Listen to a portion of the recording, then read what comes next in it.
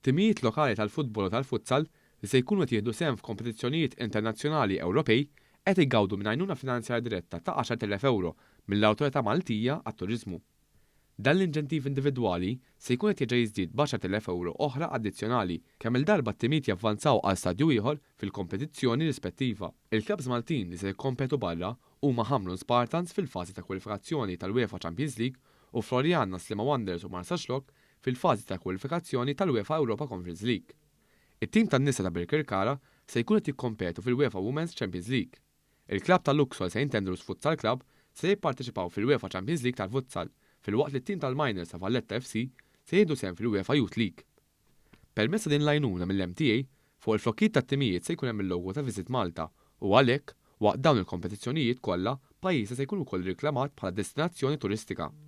Il-kap eżekuttiv tal-Awtorità Maltija għat-Turiżmu, Karlo Mikallef, għal b'dan l-investiment fin-niċċa sportiva ifisser li pajjiżna tikompli jattira iżjed turisti ta' kwalità biex bekk isem pajjiżna li jasal lil mixtutna. Il-brand Visit Malta llum hija l-iżjed brand rikonoxxuta madwar id-dinja fl-ambitu meta torbota mal-Gżejjer Maltin. Il-brand Visit Malta hija viżibbli f'ħafna sports apparti fil-settur tat-turiżmu.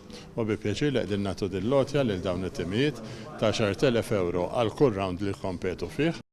Il-Ministru għat-Turiżmu Clayton Bartolo tenna kif permezz din l-għajnuna finanzjarja mhux biss se jgħinu lit-timijiet lokali imma wkoll se jikber il-potenzjal ta' riklamar għal pajjiżna barra minn xtutna u għalhekk jiġu attirati aktar turisti. Għajnuna bħal din ser tkun qiegħda tajn lil Visit Malta sabiex inwasslu dejjem iżjed isem pajjiżna lil minn xtutna grazzi għal dawn it-timijiet lokali se jkun qed jilagħbu fuq livell internazzjonali.